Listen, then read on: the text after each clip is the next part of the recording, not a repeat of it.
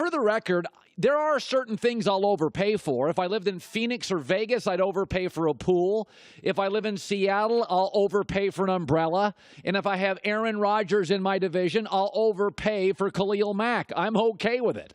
If I got to face Aaron Rodgers 10 times in the next 5 years minimum, Chicago Bears said, we're probably going to overpay and give up a little too much, and I'm okay with it. Can't live in Seattle without an umbrella. You can't live in Phoenix or Vegas in the summer without a pool. And if you're the Chicago Bears, Aaron Rodgers for the next 5 years is your reality. Overpay a little for Khalil Mack. But I also want to talk about Green Bay should have Khalil Mack. I know Green Bay, you think you won last night. No, you didn't. Packer fans think they won last night. No, you didn't. You escaped last night. You escaped. You were about 2 inches on that sack to Aaron Rodgers from him not playing the rest of the year. Did you see the pressure on his leg? Did you see him gimp around that field? Did you see him on a cart leaving Lambeau into the tunnel? That's not winning. That's escaping. He just came off a collarbone surgery. Green Bay owes Aaron Rodgers Khalil Mack. They're 7-0 in the playoffs with Aaron Rodgers when the Green Bay defense is just competent. The average NFL team scores 21.5 points a game. When the Packers hold teams in the playoffs to 22 or less, Aaron Rodgers has never lost. But you know why Aaron Rodgers hasn't been to 8 Super Bowls like Tom Brady? It's not Aaron Rodgers. It's because this team gives up 50, 41, 38, 29, 36, 34. Don't tell me you won last night. I saw Aaron Rodgers. I saw those fans. I saw what you were doing. I watched Twitter. You were freaking out. And by the way, Khalil Mack was on a snap count. He's not even in shape. You only played against the half of Khalil Mack that they scheduled for him to play. Good luck in Soldier Field the next 5 years when he's not in a snap count. Good luck the next 4 times you face him at Lambeau in 5 years when he's not in a snap count. By the way, the Packers have a really good right tackle, Brian Bulaga. What happens when you don't have a tackle that good? Because he was totally overwhelmed. Green Bay. Don't tell me you can't afford 2 great players. Minnesota's paying more than just Kirk Cousins. Rams are paying 7 different guys. New England's paying Gronk and Tom Brady. Houston's paying J.J. Watt and Jadeveon Clowney, and they're going to have to pay Deshaun Watson pretty. I don't want to hear about we can only pay one guy. What are you dealing with, a different bank than the Rams are dealing with? You could have had the best offensive player in your division, Aaron Rodgers, and the best defensive player in your division, Khalil Mack, and you went Packers. You went cheap. Well, it's a very expensive. Yep. By the way, companies do this all the time. They overpay for something to keep it away from a rival. I've worked at a lot of business companies, a lot of media companies. They'll overpay for people, rights, leagues, games to keep it away from rivals.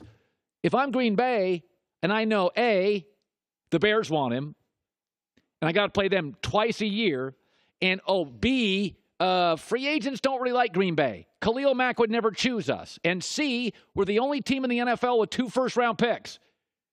I am getting Khalil Mack to keep him away from my rival and to keep him off Aaron Rodgers. I mean, it's real simple in football. 3 positions I'm always going to pay for. Quarterback, pay him. Left tackle to protect quarterback, pay him. Pass rusher to get their quarterback, pay him. I'm just paying it. And I'll overpay for all 3. I'll overpay for Kirk Cousins at quarterback in Minnesota. This roster's good enough in Minnesota to win a Super Bowl. I'll overpay for it. I don't love it, but I'll do it now because Minnesota's going to have to start paying all those guys eventually. I'll overpay right now next 3 years for Kirk Cousins. And if I'm the Bears and I got Mitch Trubisky as my quarterback and I got to go against Aaron Rodgers, yeah, I'm going to overpay for Khalil Mack. I will support the Bears forever on that. That Bears defense has to be great because, Mitch Trubisky's running a college offense. Did you look at Aaron Rodgers on the sideline? 2.5 minutes left. They were giving the ball to Chicago. He was over there laughing. He was like, we got this thing. We got this thing. Trubisky against our secondary, our pass rush. No, not going to score a touchdown. So, did you see what defensive linemen did? Did you see what pass rushers did in the NFL yesterday? Anybody watch Denver, Seattle, Von Miller? 3 sacks, 4 hits, 2 forced fumbles.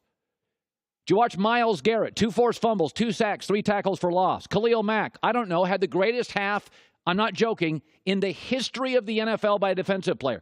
In fact, it was the best stat line by any defensive player in the NFL since Khalil Mack did it for Oakland. You got Lawrence Taylor or the closest thing. What about J.J. Watt? J.J. Watt's never healthy. Khalil Mack never misses games. There are things I'm going to overpay for. Umbrellas, pools, pass rushers if I'm Mason Aaron Rodgers. And there are things companies should overpay for to keep them away from facing you. Number 52, Bears. Green Bay, you didn't win last night. Don't tell me you won last night. You escaped last night. Let me shift to the Dallas Cowboys. Whoo! Was that a stinker? It's not like Carolina looked much better. But let me talk about the Dallas Cowboys. So they lost yesterday, but it's not just losing, it's how they lose. And, I was thinking about this. All of us in life, as we age, I'll just speak for guys here, okay? I'm not going to speak for women. I'm a guy, I'll speak for guys.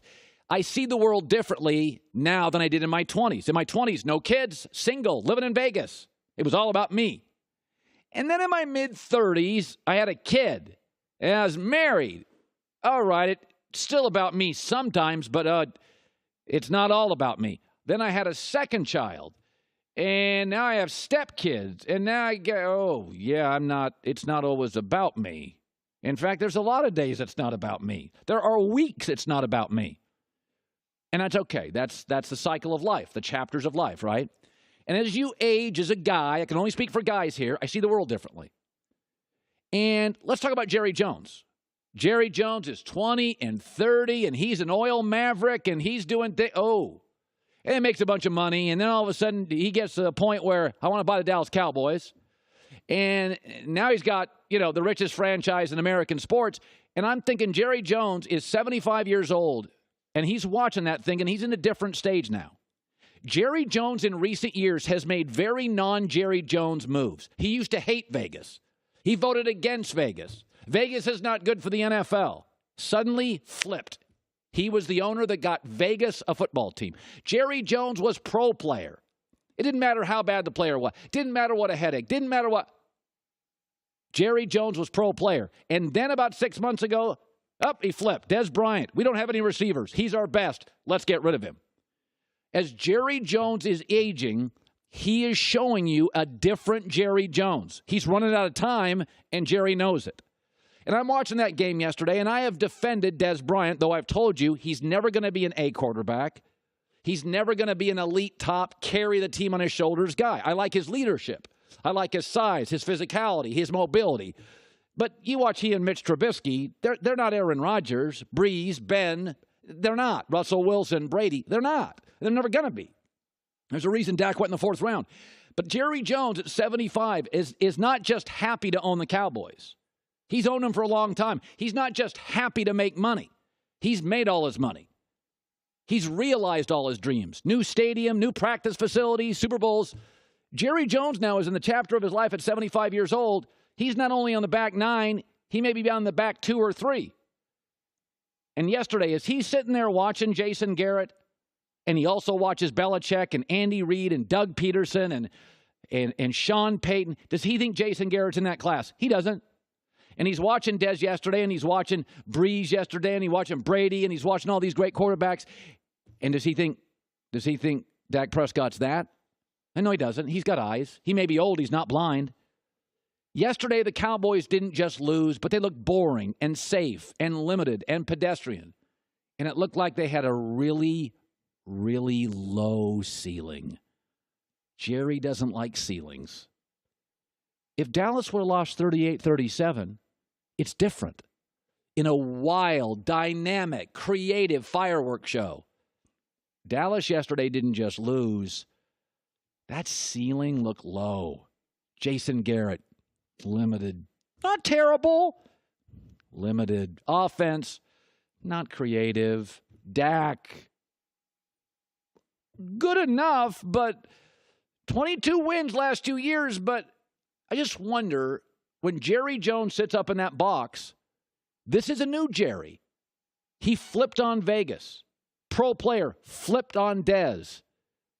Is that something you want long term? Jason Garrett, Dak Prescott. Now Dak only making $750,000 a year. Nobody is outperforming their contract like Dak Prescott. But Jerry knows if he signs Dak to a franchise deal, that may be Jerry's last big franchise quarterback. I don't know. The world changes as you age. You see things differently. He can't like what he saw yesterday. Hi, everybody. Thanks for watching. Subscribe here to get the latest from the show. Also, be sure to check out more of the best clips from The Herd or go watch a few segments from other shows on FS1.